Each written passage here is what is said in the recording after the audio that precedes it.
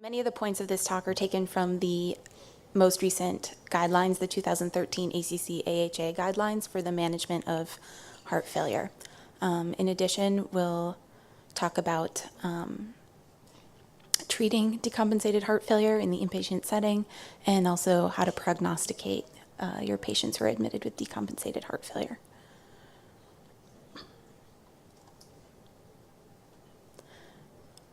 So, something's not right here.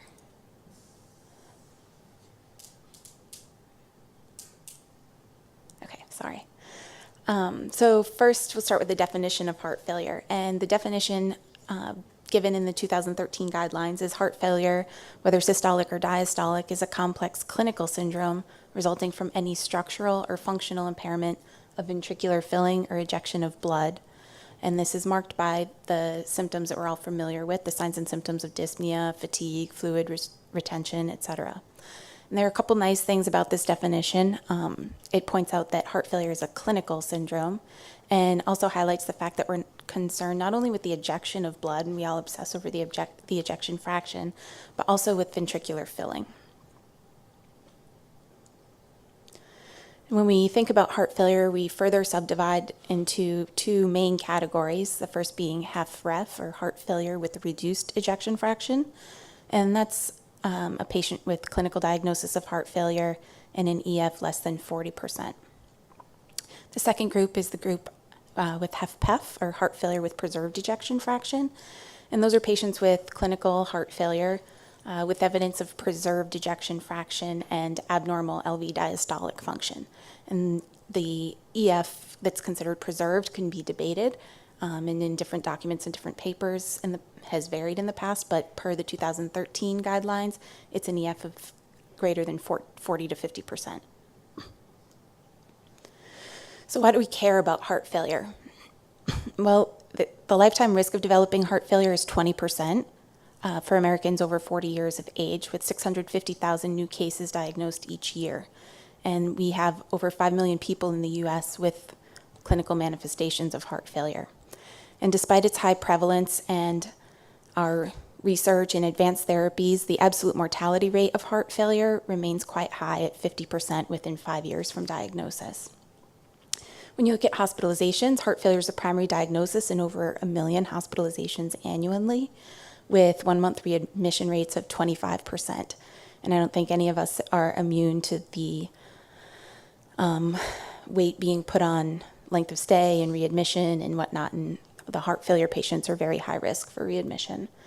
And in addition, there's a huge financial burden. The total cost of heart failure in the United States exceeds $30 billion each year.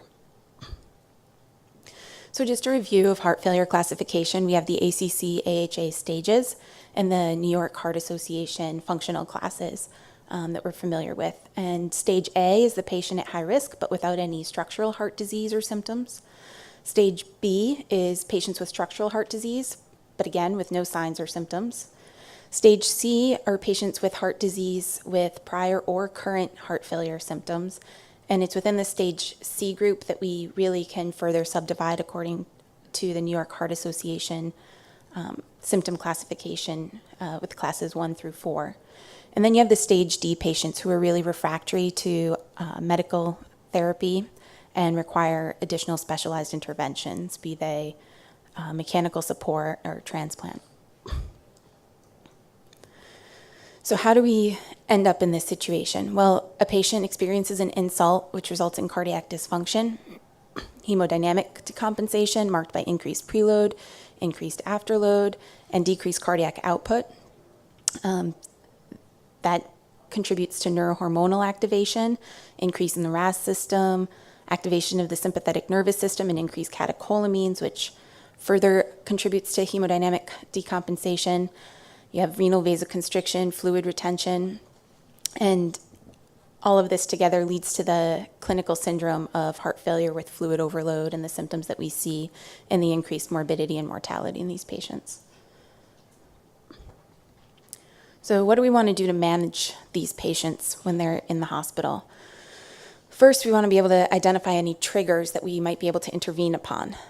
Is there ischemia? Do they have arrhythmias? Is there valvular disease that needs to be addressed? Is blood pressure controlled? Or are they having hypertensive urgency or emergency that has put them into a decompensated state? Sodium, dietary noncompliance, medication non-adherence, and then some of the other things, anemia, do they have thyroid disease that's untreated? Are they infected? Are they septic? Of course, we want to relieve the symptoms, and this gets to fluid management and volume optimization. We want to be able to prognosticate to risk stratify our patients a bit. And throughout all of this, we want to be able to constantly reevaluate candidacy for goal-directed medical therapy, ACE inhibitors, beta blockers, aldosterone antagonists. We have Entresto and Arni now, although not something you start when a patient's acutely decompensated. And their candidacy for device therapy, CRT, ICD, and if they're really severely decompensated or in that stage D group, whether or not they need advanced therapies. So one of the goals when there's a patient admitted with decompensated heart failure is that you want to be able to maintain their goal-directed medical therapy. So in patients who are hospitalized with decompensation, in the absence of hemodynamic instability or any other contraindications, you want to keep them on their ACE, their beta blocker, their other medical therapy, which is acting to counteract the neurohormonal changes seen in the decompensated state. And once a patient is volume optimized and more compensated, that's an opportunity to intervene and initiate goal-directed medical therapy. This being with the caveat that initiation of beta blockers should be done very cautiously in patients who have required inotropes during the admission. So if you're going to start beta blockers with them, you probably want to start low and go slow. They may not tolerate it so well.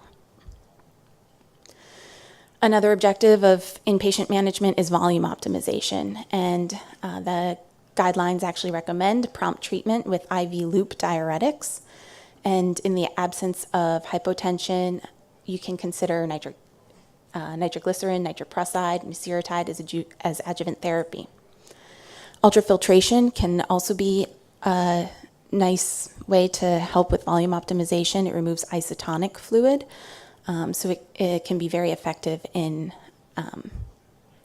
achieving a volume optimized state. And then lastly, vasopressin antagonists like the Vaptans in patients who are hyponatremic. In general, the goal during an inpatient stay should be to achieve euvolemia, with the idea that patients shouldn't be discharged until they have a stable, effective diuretic regimen and until they are euvolemic, because we know these patients are already at high risk for readmission, and if we don't achieve euvolemia prior to discharging them, this excess volume may decrease their response to their diuretic regimen, and they're at higher risk of recurrence of fluid retention and earlier readmission. So when we look at how we manage these patients, the DOSE study was a nice trial looking at diuretic strategies in patients with acute decompensated heart failure with two co-primary endpoints, patient assessment of their symptoms and also change in creatinine at 72 hours. And the study design of the DOSE trial was such that patients had to have acute heart failure marked by one symptom and one sign. They had to be on home diuretics between 80 and 240 milligrams of Lasix or Lasix equivalent. And they were randomized, they had to be randomized less than 24 hours after admission. The trial was done in a 2x2 factorial randomization, so there was continuous infusion of diuretics versus intermittent IV diuretic boluses, and then also low dose versus high dose diuretic administration, with low dose being defined as 1 time the oral dose given IV, and high dose was 2.5 times the oral dose administered IV. At 48 hours, patients could be changed to oral diuretics, continued on their current dose, or have a 50% increase in dose, and that was at the discretion of the provider, who was still blinded to their treatment group. And at 72 hours, as I mentioned, the co-primary endpoints were change in creatinine from baseline to 72 hours and patient assessment of their symptoms and symptomatic improvement. So the global assessment of symptoms for patients in the continuous versus intermittent IV diuretic group, there was no significant difference in how patients rated their change in symptoms or improvement in symptoms at 72 hours. When you looked at low dose diuretic versus high dose diuretic, there was a trend towards the group receiving high dose diuretic experiencing more symptomatic relief at the 72-hour mark. And when they looked at creatinine change in the first 72 hours in the low versus high dose diuretic therapy group, by the first 3 days, 72 hours, 4 days, there was a larger increase in creatinine in the group receiving the high dose diuretic, but this was a transient effect, and as time went forward, the between group difference sort of dissipated. And there were some predefined secondary endpoints in the dose trial, and for the low versus high dose diuretic therapy group, this slide just sort of highlights the fact that those in the high dose group received improved symptomatic improvement more quickly than those in the low dose group. They had a greater change in weight in 72 hours, greater volume loss at 72 hours, and we talked about the fact that although their percentage change and increase beyond 0.3 milligrams per deciliter at 72 hours was greater in the high dose group, that wasn't something that was sustained going forward. Something that's, I think, is interesting, unfortunate and interesting, is that despite high dose or low dose diuretics or intermittent versus continuous administration of diuretics, the rates of death, rehospitalization, and ER visits were no different at 60 days. When you look at the intermittent dose and continuous dose diuretics, or for the high dose versus low dose diuretic therapy. And another cornerstone of heart failure management is hemodynamics. And there are patients where you think they're euvolemic clinically, but they are still symptomatic, or in whom you're having a hard time assessing their clinical volume status. And in those patients, invasive hemodynamic monitoring with a PA catheter can be used to guide therapy. And that's a class 1 level of evidence C indication in the guidelines, or for patients with persistent symptoms despite therapies, class 2A indication. So we want to be able to prognosticate when our patients are admitted with decompensated heart failure. And the ADHERE study was a nice study that looked at a few dozen variables in a registry and found that the most predictive was a BUN of 43. So on the left side of the screen are patients with BUN less than 43, so they were the lower risk group from the get-go.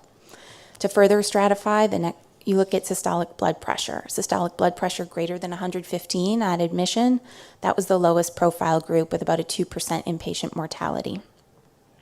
Systolic blood pressure less than 15 had a higher mortality rate in-house and was an intermediate risk group. If you move over to the right side of the slide, now you're with the BUN greater than 43, so those patients are already at higher risk. And then if you look at the systolic blood pressure, if it's greater than 115 millimeters of mercury, those patients again were intermediate risk. If less than 115 millimeters of mercury, those were higher risk patients, but were further, their risk profiles were further teased out by looking at creatinine. And patients with creatinine greater than 2.75 were the really high-risk patients with an inpatient mortality of about 22%, and those under 2.75 had a lower mortality rate. And finally, the Seattle Heart Failure Risk Score is a nice model that can be used for prognostication as well. It was initially looked at in over 1,000 heart failure patients and subsequently validated in over 9,000 patients. And it gives an accurate assessment of 1, 2, and 3-year survival using your patient demographic data, their age, sex, et cetera, their lab data, and clinical data. And it's an online tool that you can use. You put in your patient information, what medications they're on, is it an ischemic etiology or not, and you can select things for your planned interventions, and you can see how that changes their survival or mortality. And this allows a good estimation of mortality benefit with when you consider what interventions you're planning, whether they be medications or device therapy.